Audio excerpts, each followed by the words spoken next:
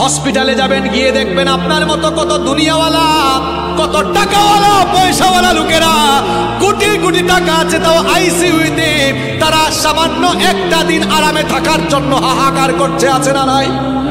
আপনি যে গুনাহ করছেন, ওই গুনাহ করা অবস্থায় যদি আপনার মৌত হয়ে যায়। যুবক তরুণ ভাইয়েরা, রাতের বেলা যে ইউটিউবে ঢুকে নাটক দেখো, সিনেমা দেখো, কানের মধ্যে হেডফোন ঢুকায়া এই যে নাটক সিনেমা গান শোনো, রাতের বেলা যে মেসেঞ্জারে আর হোয়াটসঅ্যাপে কথা বলতেছো, ওই অবস্থায় মৌত হয়ে যেতে পারে কিনা? আসতে বলবেন না, জোরে বলেন, মৌত হতে পারে কিনা? এই অবস্থায় যদি মৌত হয়ে যায় কি হবে?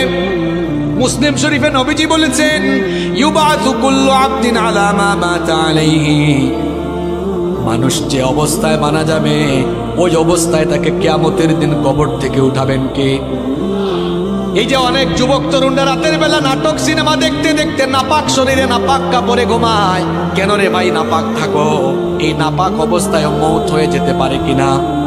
অনেক মানুষ আছে পেশাব করে দাঁড়ায় দাঁড়ায় পেশাব করে, তারপরে দেখা যায় পেশাব করে অনেকেই ঠিক মতো পানি নেয় না, ইস্তেঞ্জা করে পবিত্র হয় না, এরকম আছে না নাই?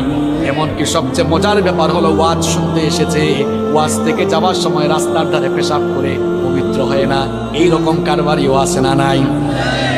ওয়াজ শুনতে আসছে, যাওয়ার সময় নাপাক হয়ে বাড়ি ফিরে যাচ্ছে, এখন নাপাক অবস্থায় মৌত হয়ে যেতে পারে কিনা? আমার ভাইয়েরা, যে ব্যক্তি নাপাক থাকে তার সঙ্গে ফেরেশতা থাকে না, থাকে কে? আসতে বলবেন না, জোরে বলেন, থাকে কে? তো এই অবস্থায় যদি আপনি মারা যান, কিয়ামতের দিন কিংবা কবরে গিয়ে কিয়ামতের মাঠে আপনি কিভাবে আল্লাহর সামনে দাঁড়াবেন? আপনি তো নাপাক অবস্থায় দুনিয়া থেকে চলে গেলেন। এই জন্য কখনো নাপাক থাকা যাবে, কখনো নাপাক থাকা যাবে। যুবক ভাইয়েরা, ইস্তেঞ্জায় গেলে পবিত্র হবেন তো, নাকি পানি টানি নিবেন না? হ্যাঁ, পাপের চিন্তা মাথায় আসলে মৌতের কথা স্মরণ করবেন, মৌতের কথা স্মরণ করবেন, গুনাহ থেকে বাঁচতে পারবেন। যখন দুনিয়ার লোভ লালসা আর গুনাহ করার দিকে আপনার মন বেশি ঝুঁকে যায়, আমি আপনাকে বলবো, দুইটা জায়গায় সফর আপনি তখন বাড়ায় দিবেন। জুড়ে কোন কয়টা? আমি কথাটা আবারও রিপিট করছি, শুনেন। যখন পাপের দিকে, গুনার দিকে আপনার মন বেশি ধাবিত হয়ে যায়, ঠিক তখনই আপনি দুইটা জায়গায় সফর করবেন। একটা জায়গা হসপিটাল, 2 নাম্বার জায়গা কবরস্থান।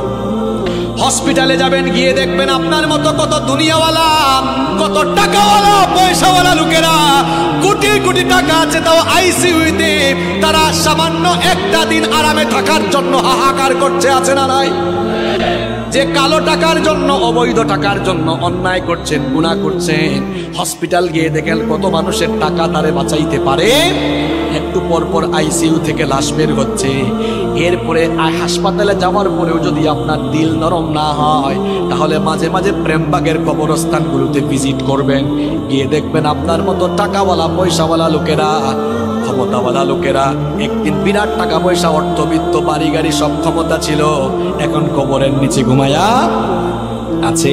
আমরা মনে করি আমাদের বউ আপন, আমরা মনে করি ছেলে মেয়ে আপন। আজকে মনে দেখেন কেউ আপনার আপন নয়, আপন কেবল একজন, তিনি কি কথা বলছি বুঝতে পারছেন আপনি? আপনি বলছেন আপনার বউ আপন, আপনার ছেলে মেয়ে, ভাই বোন আপন। আপনি এই মুহূর্তে মরে যান, বুঝবেন আপনকে। দেখবেন এই বউ, এই ছেলে মেয়েরা কিছুক্ষণ কান্না করবে, কিছুক্ষণ কান্না করার পরে বলবে, মৃত লাশকে বেশিক্ষণ ঘরে রাখতে নাই, তাড়াতাড়ি দাফন করা দরকার। আপনাকে দেখবেন সাদা কাফন দিয়ে পেঁচায়া জানাজার মাঠে নিয়ে যাবে। যে ছেলে মেয়েদের জন্য, দেখেন একটু আগেই বলেছে কেউ আপন না, এই ছেলে মেয়েদের জন্য, বাড়ি গাড়ি করার জন্য, প্রপার্টি করার জন্য, সম্পত্তি কামানোর জন্য ঠিকঠাক নামাজও পড়েন নাই, অনেক সময় সঠিকভাবে আল্লাহর ইবাদত করেন নাই। যাদেরকে আপন মনে করেছেন, আজ তারাই আপনাকে নিয়ে কবরে চলে যাবে। কবরে রেখে রেখে তারা আপনাকে চলে আসবে। এরপরে দেখবেন কেউ আপনার আপন থাকবে না। কবরে যাওয়ার পরে 2 জন ছাড়া আর কেউ আপন নাই, একজন হচ্ছেন আল্লাহ। এই জন্য কবরে ফেরেশতা এসে প্রথমে জিজ্ঞেস করবে, ওর নাম কি, ছেলে মেয়ের নাম কি, না জিজ্ঞেস করবে মা। আর একটু জোরে বলেন, মা রব্বুকা। প্রথমে এসে বলবে তোমার রব কে। তাহলে বুঝে নেন আপন, আপনকে সবচাইতে আপনকে। আমার যখন ফুরাবে দিন, আসবে গহীন রাতি। থেকো আল্লাহ এ জীবনে হয় চির সাথী, আসবে গহীন রাতি। আমার ভাই, আমার বাপ, আমার বউ, আমার ছেলে মেয়ে বলছে আমার আমার বলে যখন কাউকে পাবো না, সেদিন আমার শূন্য গিয়ায় তুমি থেকো সান্ত্বনা, তুমি থেকো সান্ত্বনা। আমার আমার বলে যখন